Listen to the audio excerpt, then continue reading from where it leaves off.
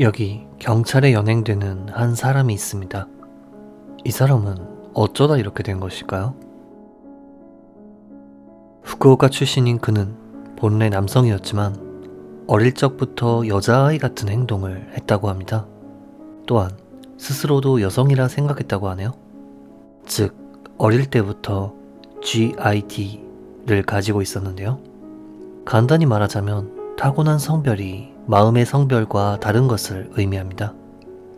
단지 가족들은 이러한 부분을 이해하지 못했기 때문에 남자답게 행동해 라는 말을 자주 했다고 하네요. 그는 학창시절에도 여자아이 같다는 이야기를 많이 들었고 누군가와 친해져도 곧 사이가 멀어지곤 했다고 하네요. 고등학생이 된 그는 결국 학교를 그만두었습니다. 이유는 간단했죠. 바로 남자 교복을 입고 싶지 않아서였습니다. 학교를 그만둔 후 그는 당분간 히키코모리 생활을 이어갔는데요. 이때 성동일 장애를 진단받게 되었다고 하네요. 그는 이후 후쿠오카시의 나카스의 클럽에서 일하기 시작했고 이윽고 20살이 되었을 때 태국에서 성별을 바꾸게 됩니다. 일본으로 귀국한 그녀는 호적상의 성별을 바꾼 뒤 이름 역시 마사토에서 아즈아로 개명합니다. 이후 긴자의 클럽에서 일하며 모델 활동도 했다고 하네요. 당시 모델 활동으로 접점이 있던 관계자에 따르면 제대로 존댓말을 쓸 줄 아는 여성, 99% 여성이다 라는 이야기를 했다고 하네요. 그녀는 클럽에서 일했지만 일은 결코 쉽지 않았습니다. 학창시절에도 그랬듯 인간관계나 접객이 익숙한 타입이 아니었기 때문이죠. 그녀는 날씬했고 청순한 얼굴을 가지고 있었지만 신장이 179cm였기에 키에 컴플렉스를 가지고 있었다고 합니다. 그렇기에 조금이라도 키가 작아 보이기 위해 늘 하이힐이 아닌 납작한 신발을 신었다고 하네요.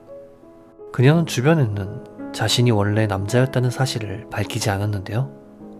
여성 호르몬제를 섭취할 때도 그저 몸에 여성 호르몬이 부족한 병이라 둘러댔다고 합니다. 물론 관찰력이 좋은 일부 사람들은 그녀가 원래 남자라는 사실을 알았다고 하네요. 그녀에게는 한 가지 꿈이 있었습니다.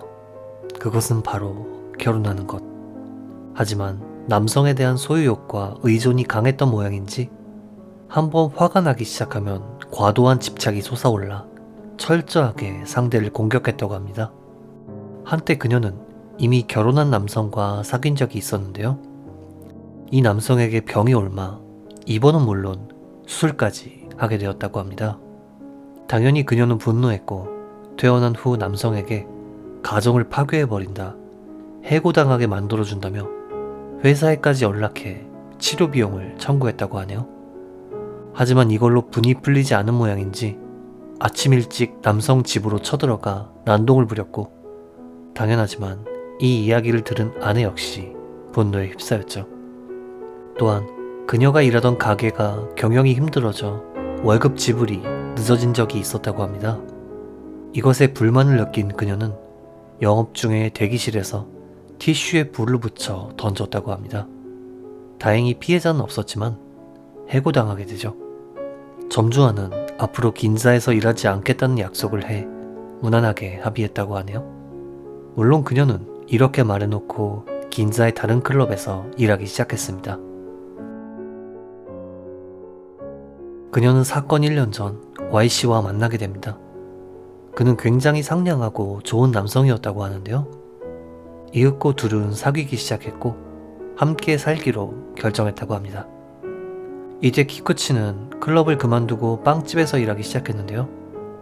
적성에 안 맞았는지 금세 그만두었다고 하네요. 한편 막상 함께 살기 시작하자 Y의 마음이 바뀌게 됩니다. 어떻게 헤어져야 할지 다른 사람들에게 상담하기도 했다고 하네요. 결국 키쿠치는 Y에게 이별 통보를 받게 됩니다. 너에게 더 이상 애정은 없어. 남아있는 건 정뿐이야 라는 말을 했다고 하는데요. 물론 이 이야기를 들은 그녀는 분노에 휩싸이게 되었죠. 키쿠치는 인터넷으로 여러 자료를 조사하며 범행을 준비했습니다. 그리고 범행에 사용될 물건을 구매하기 위해 한 가게에 들렸죠. 가게 점원에 따르면 그녀는 이런 이야기를 했다고 합니다. 이 가게에서 제일 단단한 야구 방망이를 주세요. 그리고 2015년 2월 2일 밤 0시 20분경 도쿄도 주요구 시인카와의 맨션에서 키쿠치는 준비한 도구로 Y씨를 공격합니다. Y씨는 살려달라 애원했지만 그녀는 아랑곳하지 않았죠. 이윽고 키쿠치의 지인이 집에 도착해 이 광경을 목격. 즉시 신고해 위독해진 Y씨가 실려가게 되는데요. 이때 그녀는 의미불명의 행동을 했다고 합니다. Y씨에게 물을 마시게 해야 해. 라며 물을 마시게 하려 한다든지 나는 Y씨 아내니까 데려가지 마. 라며 비명을 질렀다고 하네요. 결국 Y씨는 다시는 눈을 뜨지 못하게 되었고 그녀는 즉시 체포됩니다. 그리고 체포된 이후 상태가 더욱 나빠졌다고 하는데요. 이는 구금 중 여성 호르몬 투여가 인정되지 못했기 때문이라고 합니다. 경찰이 이것을 미용 목적이라 판단했기 때문이라고 하네요. 그녀는 재판 전 정신감정을 받았는데요. 담당 의의에 따르면 지금 상태로는 여성 호르몬 결핍으로 증언이 다소 불안정할 가능성이 있다는 소견을 남겼다고 합니다. 재판 개시 후 법정에 들어선 그녀는 이전의 미모는 온데간데 없고 입을 해에 벌린 채 있었다고 합니다. 재판장이 이름을 물어보자 키쿠치,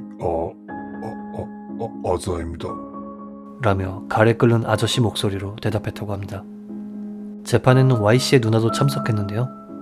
남동생은 고양이를 좋아하는 상냥한 사람이었어요. 더 이상 애정은 없어. 남아있는 건 정뿐이야. 라는 말을 할 만한 사람이 아니었죠. 사건 이후 키쿠치는 한 번도 연락한 적 없었으면서 재판일이 결정되니까 갑자기 연락해서 30만 엔을 받아달라고 했어요. 지금 유족을 바보 취급하는 건가요? 평생 용서하지 않을 겁니다. 두 번 다시 우리들이 살고 있는 이 사회에 돌아오지 않았으면 합니다. 라며 분노를 표출했다고 합니다. 최종 진술에서 키쿠치는 本当に申し訳ございませんでした. 라고 말했다고 하네요.